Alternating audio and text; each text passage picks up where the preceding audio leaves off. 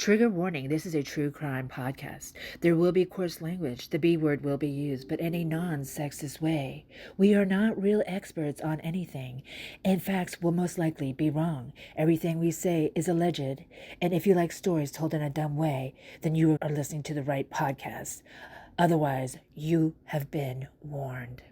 Hi, this is Pork. We are here from your local Myers parking lot. I have with me today again the Honorable Sarah, the pseudo PhD. We have her here, and she's going to discuss with us some of the cases that have been in our headlines lately. What is a case that has garnered your interest as of late, Sarah? Well, of course, this is the one that's been on everybody's mind, the Murdaugh case. The Murdaugh case. We gotta love Alec. Yeah. Anybody that's familiar with Murdaugh it's about Alec Murdaugh allegedly shooting his son Paul and his wife Paul and Maggie. Yeah. Of course, he had his trial and they found him guilty, but there's a mistrial. But it's not a mistrial yet. Right now, they're considering whether or not there has been enough tampering to justify a mistrial at this point. Yeah. But go ahead. Well, what's interesting, so the rundown is evidence that got him found guilty, and one of them was his mom's caretaker said that he asked her to lie and say he was there at his mom's house, 45 minutes versus he was only there for 20? Yeah, he didn't ask her to lie necessarily. He just kind of said to her, I was here for 45 minutes when it was only a half an hour. He kind of implied that, they're trying to say I was only here for a half an hour, but I was here for 45 minutes. Yes. And then on top of that, then they found the video of right before Paul and Maggie were shot, where Alec's voice is in the video showing that he was there with them. So those are the two things that kind of got him nailed. The mistrial was a woman named Rebecca Hill, who was the clerk, and she supposedly had told all the jurors to not trust Alec when he got up on stand to testify for himself. Yeah, allegedly. And it kind of reminds me of the book. Remember, we both read it, The Garden of Good and Evil, Midnight in the Garden of Good and Evil. The whole kind of gothic feel to the story, the Southern Gothic nightmare, fever dream, in a way. It almost feels like that. It's like we got to get all their names straight in the sense that, we have Alex Murdaugh, which is actually Richard Murdaugh, but he goes by not Alex, and not really, well, he goes by many names. It's Alex, you hear Alec, and you hear Alec.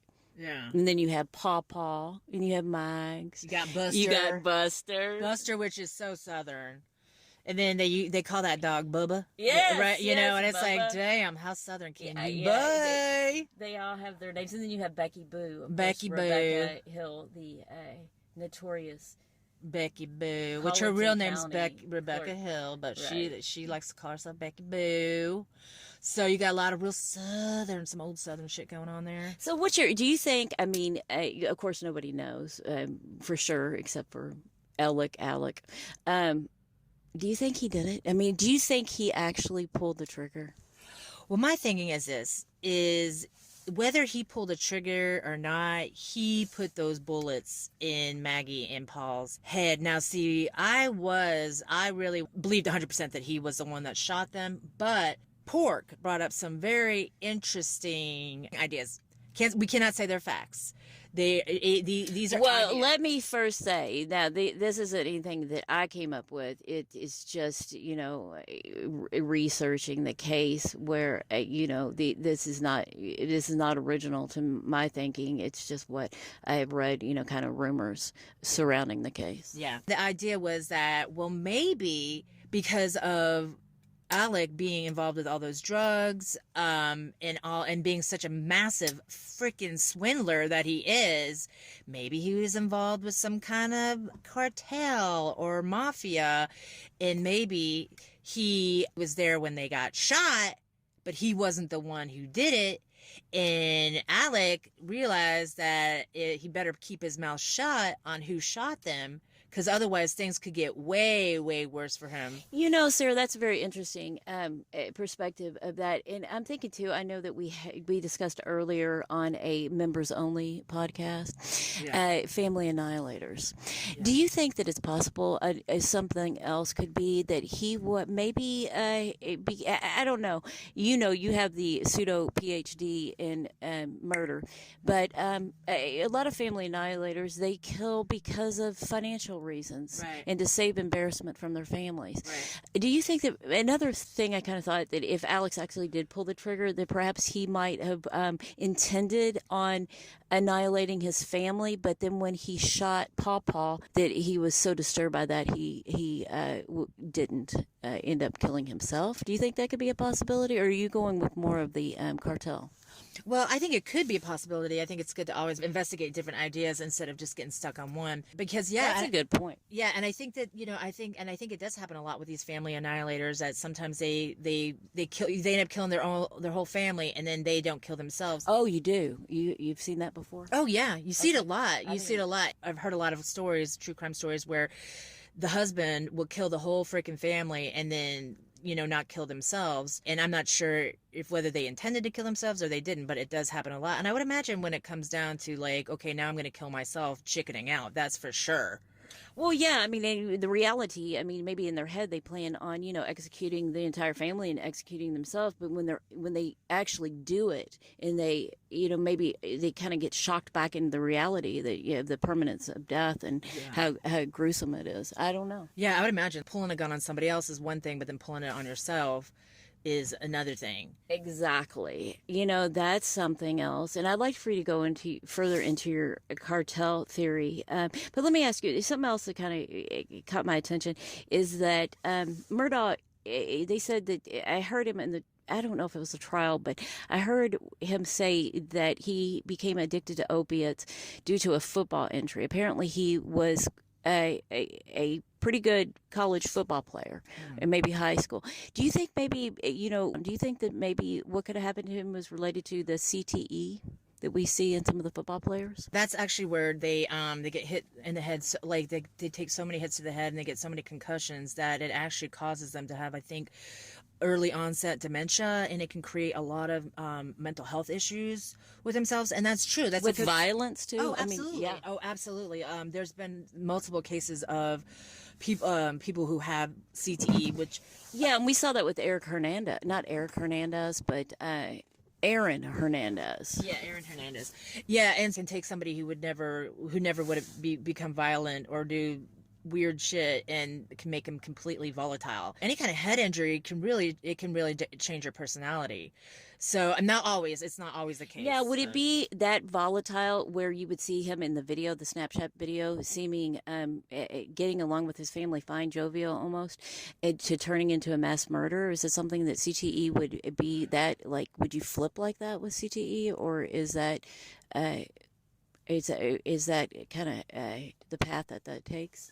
Well, me with my fake PhD, I'm not an expert on anything. So, but what I could say is that I think that if, volatile behaviors, I think you can flip the switch. I think that is a possibility of, like, flipping the switch really easily. Like, supposedly Barbara Mandrell, who had a brain injury, and she was this nice, sweet Christian woman. Supposedly there's a story about her after she had a pretty bad brain injury that she was using the see you next Tuesday word in all kinds of foul language, and again, this is not with all brain injuries. There's many people who have brain injuries, they're just fine, personality wise, but there are some, depends on where your brain gets hit and how bad it gets hit, or there's a lot of different factors. But yeah, I think that it can make somebody's personality very volatile.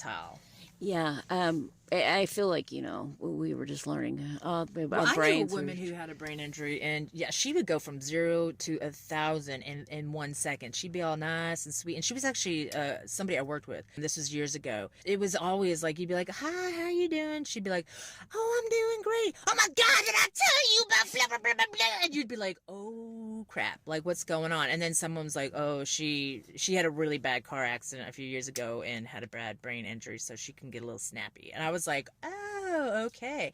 But again, that's not all. That is not all. It's also anecdotal, but I'm just giving you an example of like. Absolutely, yeah, that makes sense. And also, I can't. I'm sorry, I can't remember where I heard this. It was some podcast or YouTube video or something where somebody had put up the hypothesis that there was something being sprayed at Moselle that might have affected Alec's mental health, or maybe it was some type of worm or some type of a parasite. They were, I don't know. I don't know too much about that. I guess at the end of the day, if he did do it, the reason he did it really doesn't matter. He did it. Be it a brain injury, be it family annihilation, be it greed, be it. Yeah, or be it like, and even if it is the whole like cartel thing, if he got himself involved with the wrong people and they, to get him back, shot his wife and his son right in front of his face and got him accused of murder, at the end of the day, it was his behavior that got them shot.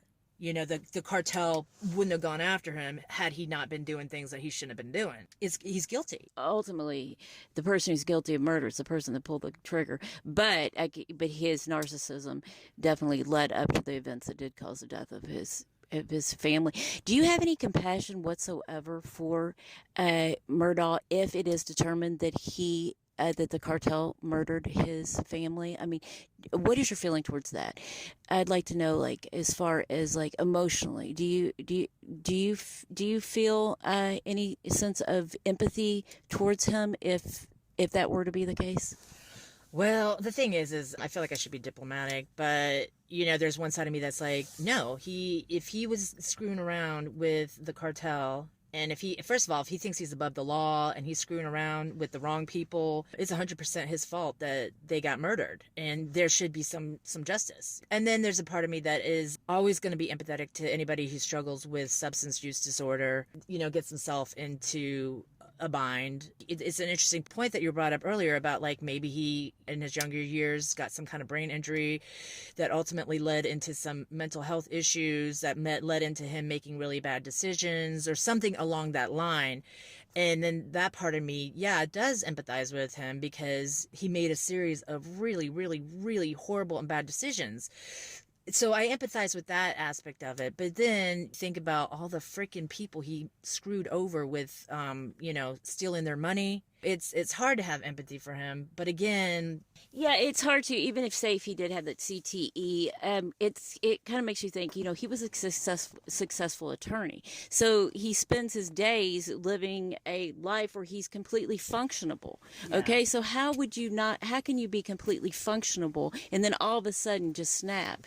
I don't know. I guess we have a lot more to learn about that. But what about Becky? What about Rebecca Hill? What are your thoughts? Actually, let me ask you this before we move on to Rebecca Hill. Let me ask you this. When you watch Murdaugh, do you get the feeling that his emotions are authentic, or do you feel like it's all contrived? Part of me thinks that he's in a state of shock in some of this, like where he's being interviewed by the police. If he actually shot them or if he actually saw somebody shoot them in front of him, I think that everybody reacts differently to trauma. Well, let me ask you this, because I know you also have your PhD in psychology, your pseudo PhD in psychology. Yeah. So would a person go into shock if they were the actual perpetrator of the crime? I would imagine they would. I mean, given my fake PhD. But I would imagine, like, you plan something out, and, I mean, haven't you ever done something that you really, really, really, really wanted to do, and then you actually do it, and then you're, like, almost in disbelief that you're actually doing it? That's a good point. So he could actually be in shock and actually still be the perpetrator of it. Yeah. I mean, I think, but I don't know. Again. I mean, that makes sense. But yeah, because there's times where it's like having a dream come true can be unbelievable at times. You're like, oh my God, am I living in a dream? Like having disassociation. And there's a part of me too that wonders if maybe this wasn't even premeditated, if he did do it. Maybe he was angry, maybe, but it's just hard to reconcile how he could go from being jovial to angry that quickly. But what if Paul did? I mean, honestly, I'm thinking about it like this. So they called Paul the little detective because he would always find his dad's opiates. And he would always call him out, and he would take them from him. And if you're an addict, I guess, opiate addict, then that's probably going to be very disturbing, especially if it's coming from your kid who doesn't have a job, that you have to pay for everything that he does. And he's already killed a girl because of his own substance abuse, but yet he's calling you out and taking your opiates and taking your money. Maybe it's possible that somebody could snap towards their own family, but then why Maggie? Think about it. If you were planning to murder somebody, are you going to like come out raging right away, or are you going to be docile and kind and try to get them closer to you? So, like people who go hunting, they don't go into the woods and start screaming and flailing around. Oh, that's a very good point. You know, like they got to be quiet. They got to stand still. They got to be gentle. They can't be fucking. That would take a completely different even level of psychopath, of psychopathy, to think that you would lure them close to you just to murder them, but it's possible. And this is why I think it does play into his character about like where the stealing of the money, to steal innocent people's money the way that he did, and to be able to rationalize with yourself that that's okay. Then you have to have this certain mindset to be able to pull yourself away from any kind of empathy. You'd have to have a certain ability to disassociate. I mean, let's just say that guy has pulled the trigger on some pretty heinous crimes. Without, I mean, they weren't violent. Did it like ruin some people's lives? Absolutely. Yeah, there's fates worse than death in financially, you know, taking away from somebody who may or may not have that much money is it can be life ruining. Absolutely. You know, I've also have heard that maybe that it was Paul that shot his mother, and then Murdaugh shot Paul, but he didn't want that to come out, and he was protecting Paul. But I don't see that. Why would he murder his mom? Well, it also doesn't make sense because Paul was shot first. Right. So that I think so that one is theory. let's just put that. But it is interesting. Like you've heard a lot of different theories that I haven't heard, and that one just doesn't make. What's sense. your thoughts on Becky Hill?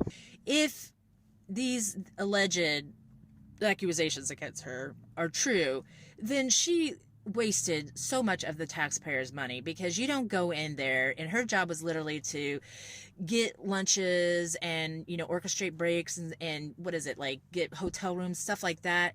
She's not in there to counsel the jurors.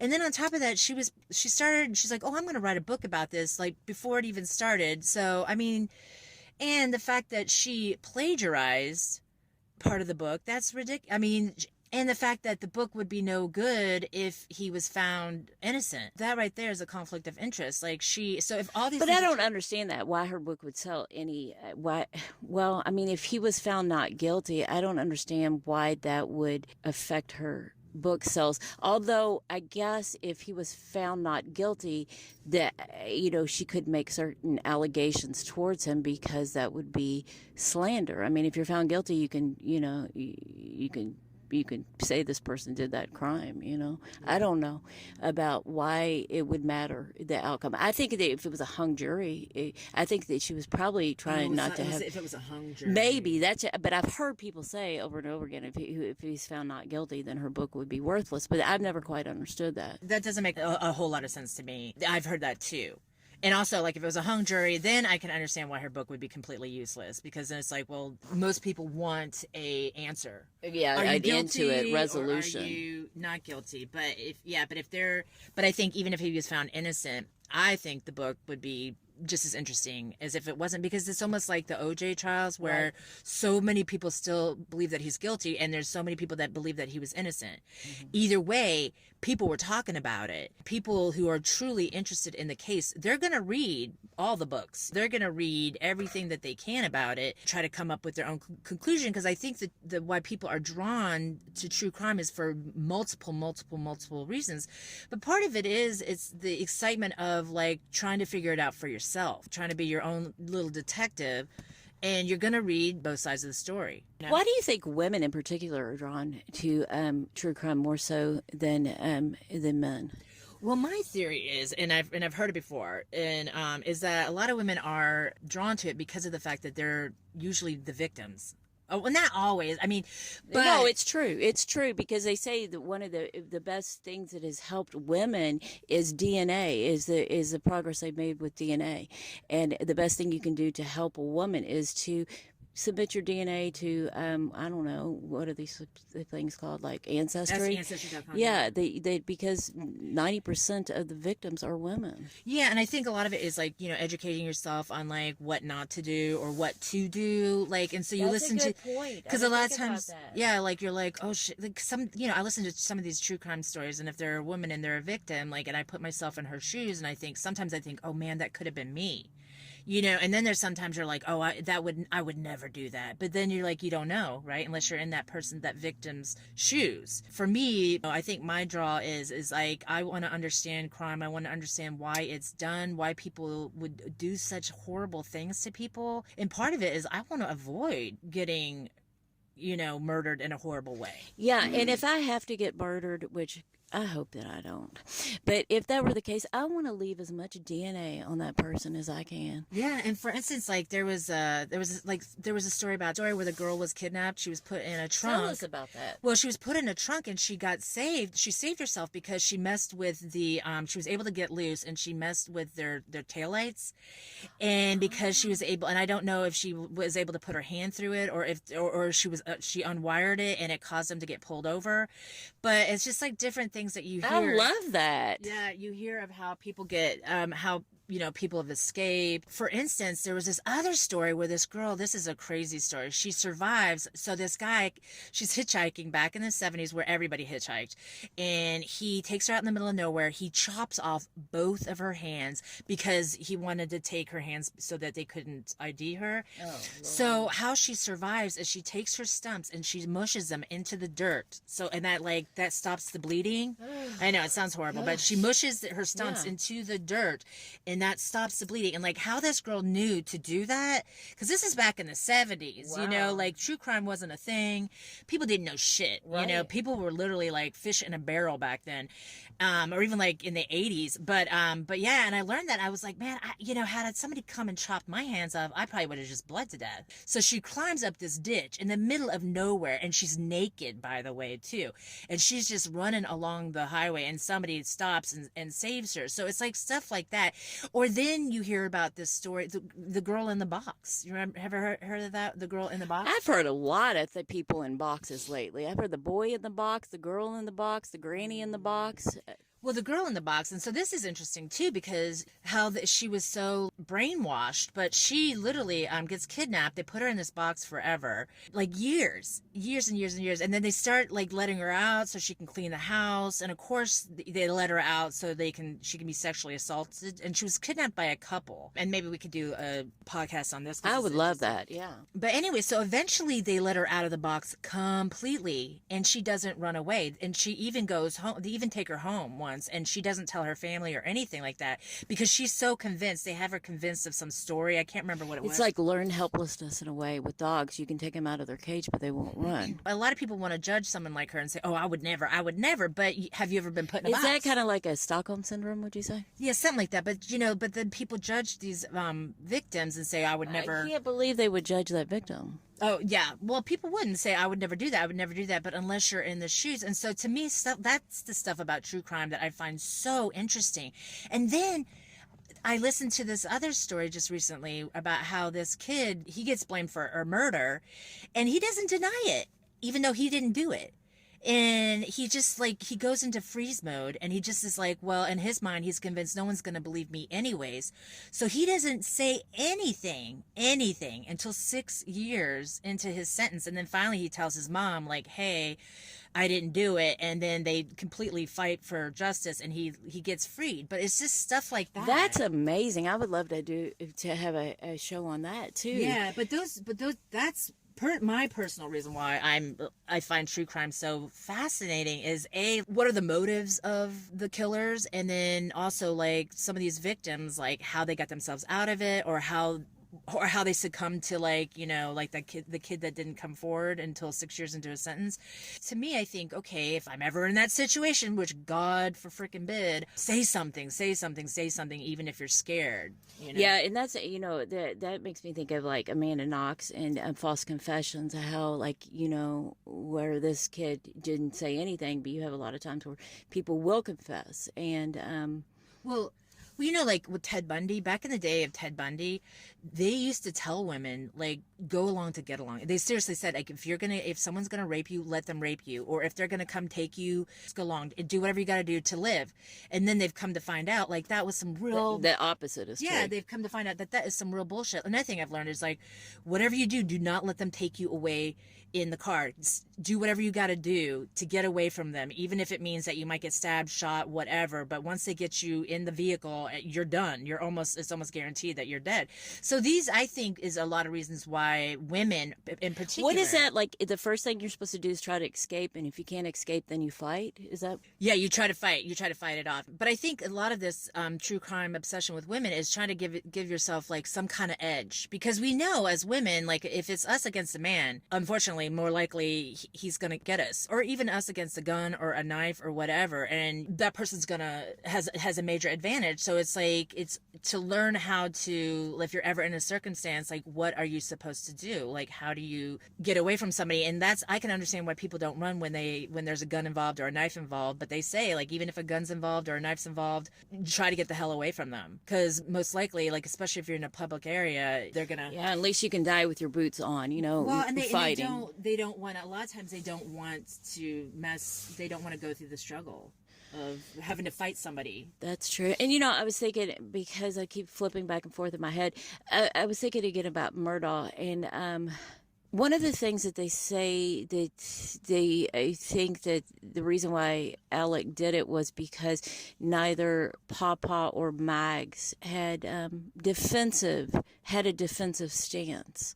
Like, they didn't have their hands out, or I guess there's certain ways that they can recognize the posture when after a person is deceased.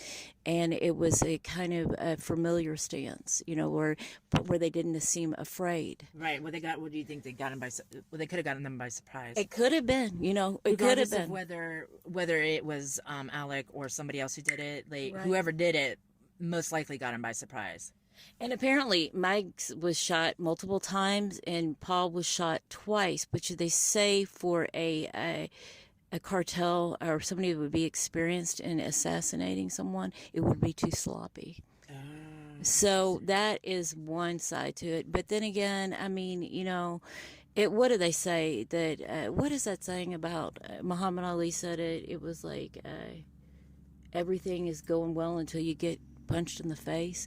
Like, you know, everything, it's like, you know, even with these paid killers, I mean, stuff goes wrong. Some things goes wrong, you know? Right.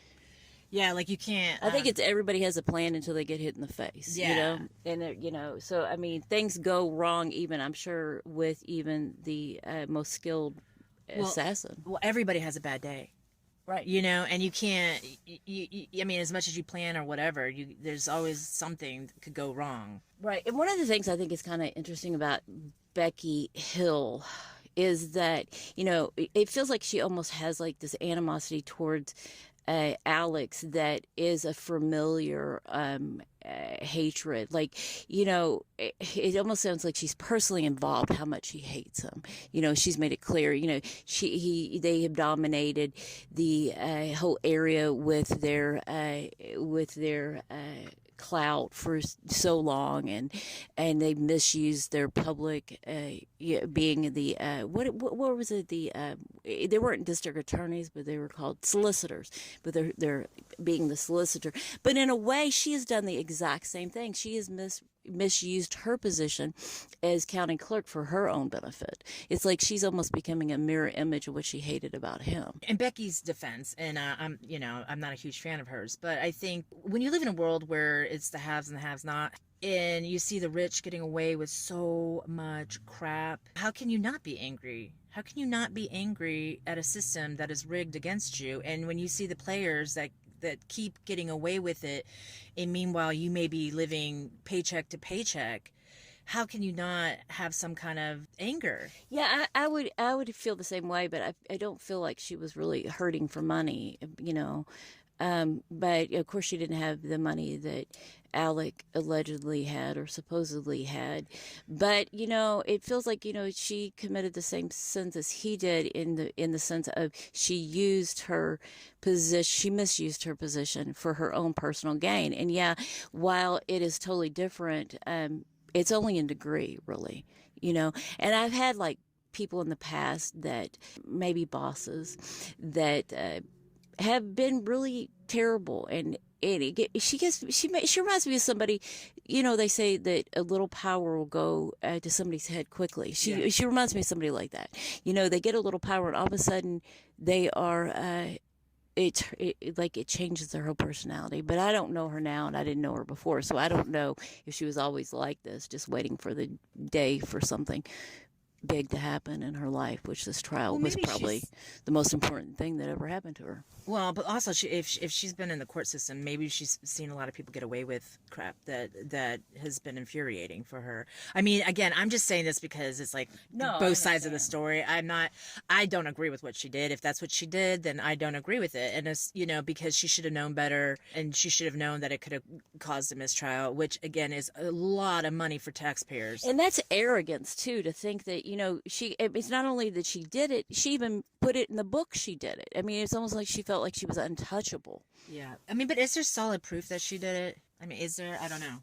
I don't know. I'm not going to say that there is, because I mean this is all alleged. But even in her book, I've read snippets of it, and she says that she went to Moselle to with the jury to look at the grounds and see exactly how it all played out. First of all, I don't even understand why she was there, but she said she communicated via her eyes with other jurors, and she knew at that point that it was going to be a guilty verdict. It's like, even if you were communicating with the jurors, even with your eyes, you shouldn't be doing that. You should, like you said before, you should be getting their lunch order. Right. If she had planned to write this book with the outcome of he's going to be guilty, that's definitely a conflict of interest. But at the same time, I'm not sure what her intentions were. I'm not sure. As far as I know, it's not. But now they have her for now there's like these complaints against her for destroying her phones, so they couldn't be. Well, I do know the whole thing about if she wasn't letting people out to have smoke breaks,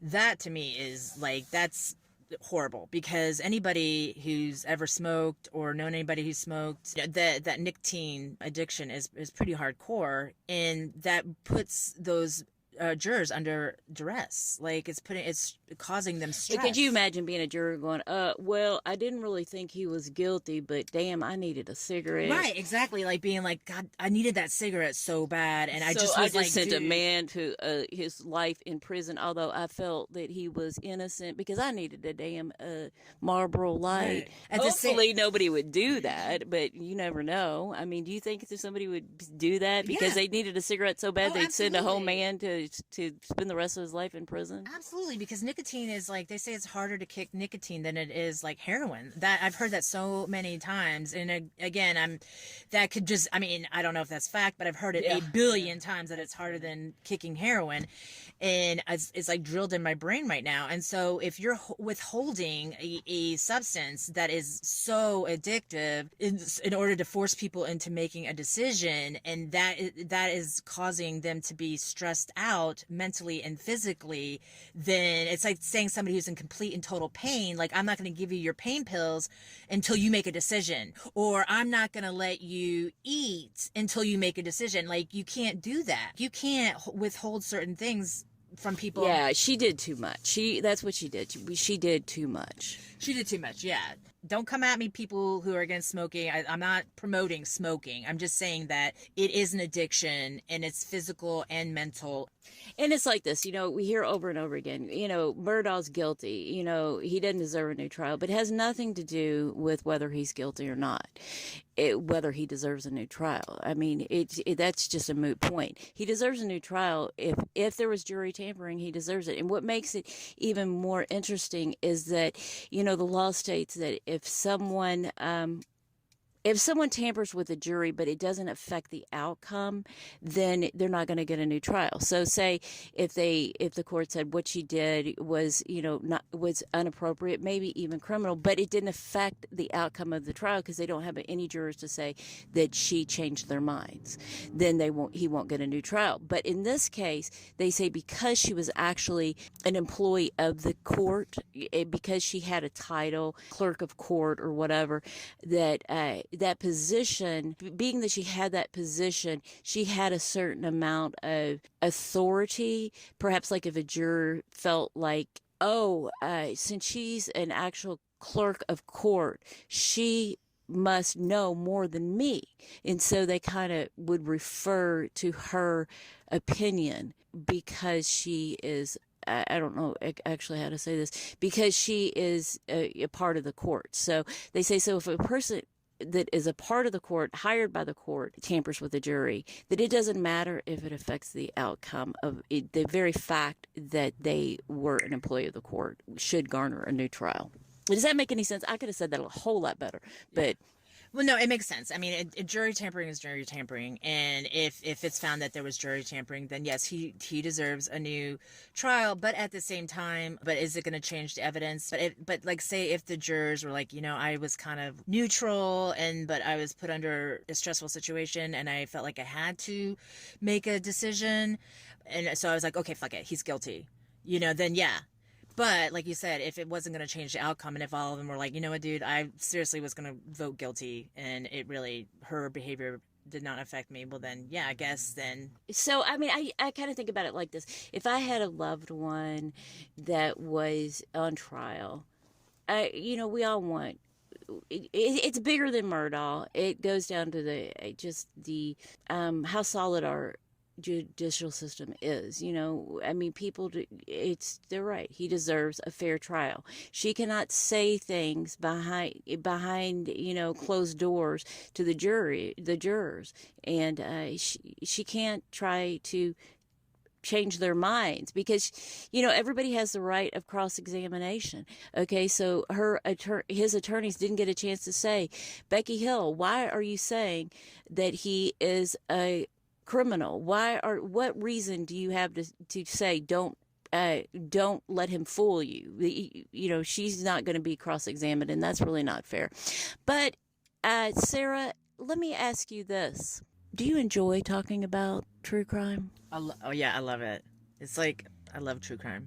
I find it all fascinating. Again, especially like the psychological aspects of it. How can somebody murder? Like some of these murders that are for a reason, I can understand them. The women who murder their abusive husbands, or people, or even people find themselves in such a desperate situation that they end up having to murder. There's a reason for it. But then there's the people that are just out to murder just to murder. And that in itself is kind of is fascinating. Like how their minds work and how they can just get off on it.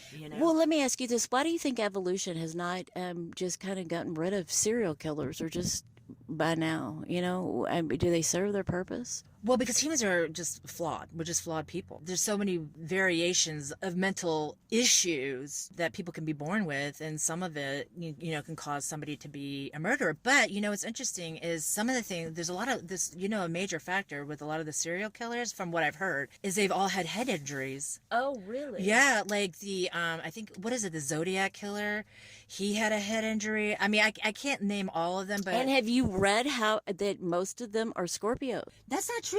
Oh, really? No, I've heard, no, actually, not that many are Scorpios, but I've heard that there's a couple of other signs that they're mostly, but I can't remember what they are. But no, we'll have to Google that. Yeah, they say that it's Scorpios because I've seen several videos on it, because that stuff fascinates me too. Fascinates me too. But they say, oh yeah, they assume that they're Scorpios because Scorpios are supposed to be devious and all this stuff. But no, that's absolutely not true. And also, I've heard that a lot of them share the birthday. It is July 9th. July 9th. So that's not Scorpio. July. Right. No. I know that's Cancer. But listen to this. That doesn't really apply, because that was Amanda Knox, O.J. Simpson, and Jodi Arias' birthday. but they all stabbed their victims. But one of those out of the three are innocent. Maybe two. I don't know. Amanda Knox, I think, is innocent. Maybe two. I mean, OJ. Well, yeah, OJ. We don't know. I mean, we don't know. You know, speaking about head injury, look at him. Oh yeah, he's a football player. And yeah, there's a lot of football. Because I had heard he was like one of the most I don't know. He had the best personality. That he was really outgoing and kind and smart and charming. That's a good way to put it. Yeah, and that's, I mean, well, a lot of abusive people can be extremely charming and can be like, but behind closed doors, they're monsters. And I think that's how, well, I mean, that's how a lot of, like, let's say sexual assault victims, people that they get groomed. And part of the whole grooming thing is being, the person is charming and flattering, and they get the person sucked in with all the, all the attention that they're getting. And then that's how they win their trust. And the next thing you know, this person is now abusing the crap out of that person. So that's very true. I have one more question for you, and then we'll be concluding it for today. And we appreciate all the people that listen to us. My question is, do you think the financial misdeeds of Alec Murdaugh should have been allowed into the trial, into his double murder trial? Yeah, absolutely. Because I think that shows his character. Like I said earlier, I was like, if he can pull the trigger on stealing innocent people's money, that shows he has that in him to be extremely devious, a lack of empathy for people. So yeah, I absolutely do. Like, I think with Becky Boo or Becky Hill, even though she shouldn't have said it, clearly this man is a liar. He's a con artist. He's a swindler. He's not to be, and he is not to be trusted. I wouldn't trust him. No, that's for sure. All right, do you have any final words? No. All right. Well, thank you so much for being with us this last hour, and we look forward to our next segment.